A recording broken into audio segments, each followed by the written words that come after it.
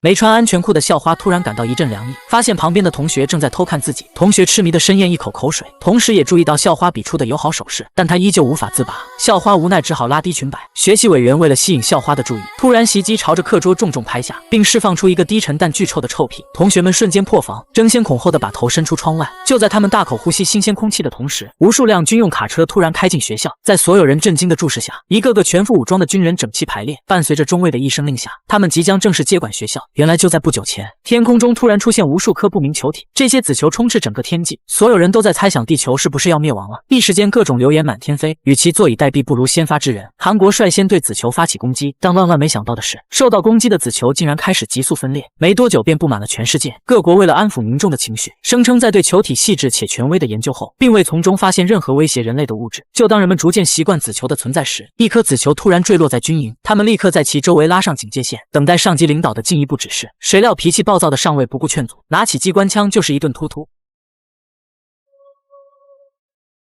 뭐야? 하, 이것들이 잠자고 있던 전의를 불태우네?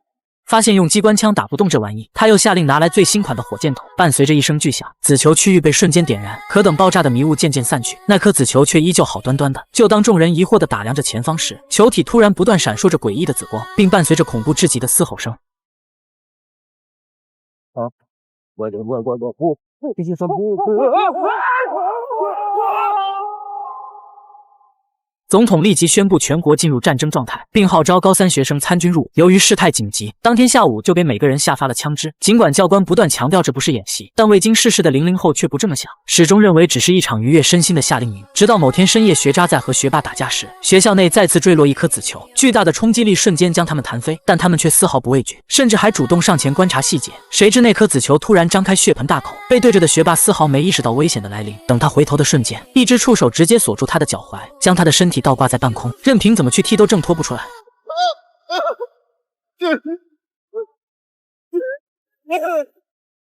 学霸就这样领了盒饭，可事后老师却让他们不要走漏风声。在教官的带领下，他们走出学校，前往射击训练场。奇怪的是，整条街道上的所有店铺全都关门，甚至连一个人影都没有。如此诡异的气氛令老师毛骨悚然。虽然他大致已经猜到背后的原因，但为了避免造成恐慌，还是没有将真相告诉学生们。殊不知，正是因为这一错误决定，将会害死包括他之内的所有人。与此同时，离他们不远的地方惊现一处深坑，而陷进里面的正是即将大肆屠杀的紫色球体。经过一整天的高强度训练，同学们都掌握了基本的射击技巧。就当他们即将返回时，带头的教官却嗅到了危险的味道，于是安排学生就地休息后，他和战友便在四周巡视。几番搜寻之下，终于来到了那个深坑旁边，但奇怪的是里面什么东西都没有。与此同时，闲来无事的学生开始到处瞎逛，其中一个女生在垃圾桶旁发现一杆步枪，正准备拿起时，竟发现枪托上留有一只断手。她情绪崩溃的惊声尖叫，瞬间吸引了其他学生的注意。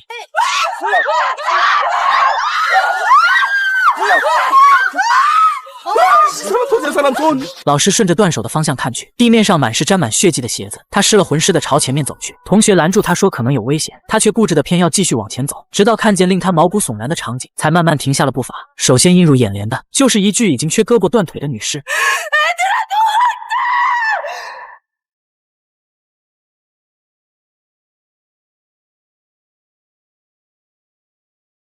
实在太吓人了，整条街道竟然全是被摧残到不成人样的尸体，还有无数只从球体分裂出的紫皮蛾子。老师捡起步枪朝他们射击，但数量实在太多，没坚持几秒就潦草的领了盒饭。这时赶来的士兵继续火力压制，结果整个脑袋瞬间被紫皮蛾子切掉。受到惊吓的学生四处逃窜，但整座城市都已经被怪物入侵，哪还有什么安全的地方？他们的实力甚至连一只蛾子都对付不了。千钧一发之际，及时赶到的教官一枪将怪物爆头，幸存者被吓得瘫软在地，但教官却没有过多安慰，因为现在最要紧的事就是马上找到其他走散的学生。整座城市现在到处都是紫皮蛾子，到底该怎么去和他们会合呢？与此同时，被追赶的2名校花躲进了电话亭里，却在关门时不小心按响了报警器。警报声瞬间吸引了所有的紫皮蛾子，他们迅速放弃原本的目标，全都朝着电话亭的方向袭来。其中一只更是差点击碎了玻璃。眼看紫皮蛾子越来越多，生死攸关之际，教官及时赶到解救了他们。在教官的誓死守护下，剩余的学生才得以脱离危险。冷静下来的学生终于意识到，这根本就不是简单的军事训练，而是一场随时都可能暴毙的战争。众人向教官申请退学回家，但教官却告诉班长，他们的父母早就被疏散到避难所了。그럼 우리도 대피소로 보내주시면 안 돼요? 소대장님. 너희들은 현재 군인이고 지금은 전시 상황이야.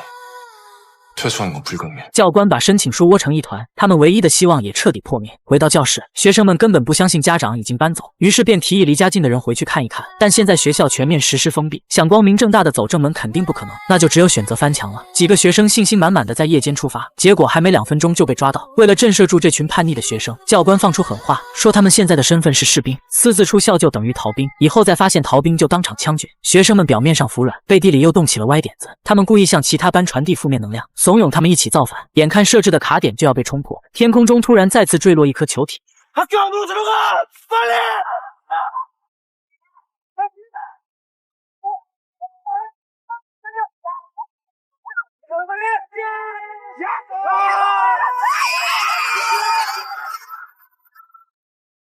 球体瞬间分裂出无数只紫皮蛾子，它们疯狂地朝着人类发起进攻，场面一度十分混乱。学生们四散而逃，士兵们则拼死守护他们的安全。但敌人的数量实在太多，还没解决掉前面的就又坠落一颗，仅凭这几个士兵根本没法抵抗。危急时刻，一个美少女战士捡起地上的步枪，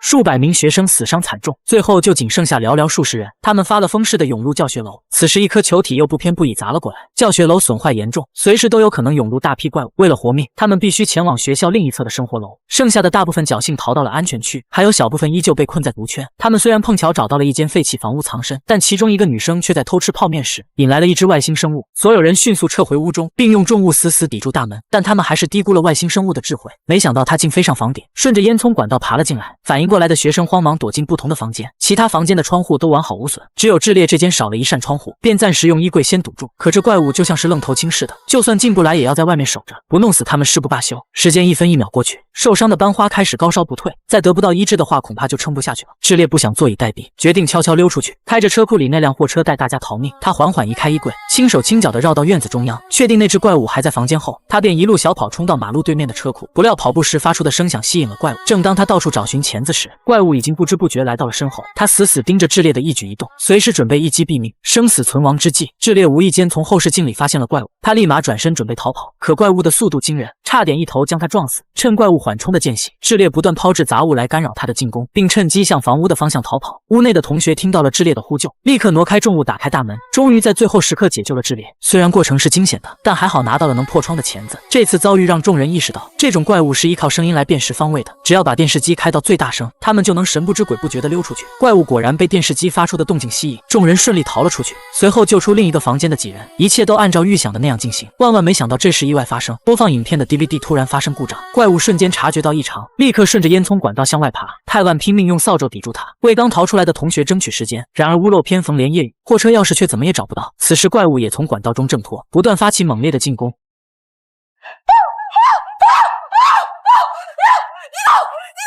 OK， 钥匙总算是找到了，但唯一会开车的阿乐却不会手动挡。这时一个女生提议他来开，阿乐却害怕他开不好，争执之下，钥匙意外飞进了墙缝里，怎么都够不出来。 그렇게 왜 끼어들어 속도 모르는 게? 네가 깝치지 마, 병신아! 우리 집 운전하고 나거든!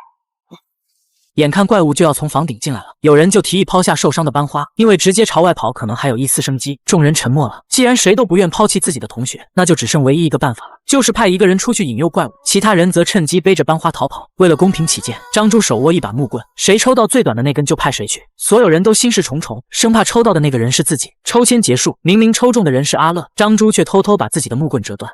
난 것 같아.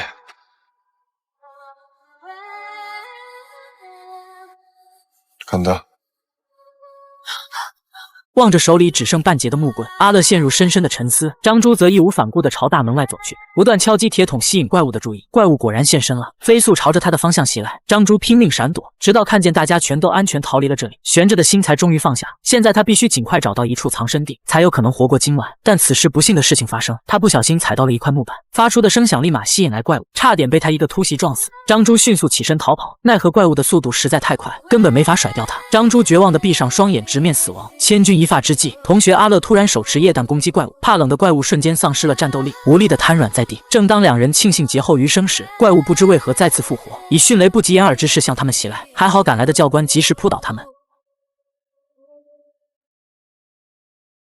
成功获救的学生们还没来得及庆祝，就被军方紧急通知入伍，因为有一半以上的士兵已经在战斗中牺牲。为了消灭聚集在市中心的怪物，他们必须迅速增援。收到消息的同学留下遗书，第二天便装备整齐，准备出发。原本热闹的城市现在一片死寂，大街上见不到一个人影不说，连一个怪物也没见着。正当大家放下警惕时，雷达显示器突然提示前方有怪物，但无法预知数量，贸然前进的风险实在太大。教官灵机一动，拿起地上遗落的玩具赛车，直接往前扔了一段距离，玩具发出的声响立刻吸引来无数怪物，所有人迅速开始射击，但怪物的数量实在太多，没一会便将他们的阵型冲散。就当他们即将溃败时，怪物不知为何突然停止了进攻，并集体从正面撤离。众人疑惑地循着怪物的方向过去，发现后面是一处紧急避难所，但诡异的是外面一片狼藉，到处都是人类残缺的尸体。众人疑惑地进入避难所内部，这里远比外面的场景更加惨烈，所有幸存者无一幸免，全部遇难。教官十分好奇，为什么怪物会发现这么隐蔽的避难所？难道他们的智慧已经远高于人类了吗？很快答案揭晓。夜间树毅在站岗时，无意间发现距离他们2公里的怪物正在和天空中的球体沟通。原来那些球体在天上负责侦察地形，而那些分裂出的怪物则负责屠杀。按照他们移动的方向，下一个要经过的地方是全市最大的避难所，他们的父母很可能就在那儿。为了守护家人的安全，大家一致决定消灭这些怪物，于是准备在整栋楼里布满炸药，然后把怪物引诱过来全部炸死。正当大家紧锣密鼓地布置炸药时，怪物突然提前开始行动，迅速朝着避难所的方向移动。事态紧急，教官只好下令提前打开音响引诱怪物，并用尽一切办法制造噪音。他们果然被巨大的声响吸引，数以万计的怪物蜂拥而至，眼看就要抵达这里了，炸药之间的连接线却还没有接好。教官下令所有人迅速撤退，他会尽快完成任务，全身而退。万万没想到怪物的速度会如此惊人，等他接好线准备逃离这里时，所有出口都已经被怪物包围。绝望的教官躲进一间教室，想看看能不能从楼上跳下去，但这个想法显然很不现实。教官知道自己已经逃不出去了，于是决定坦然面对这一切。他再次返回教室，紧锁住大门，让他们立即引爆炸药。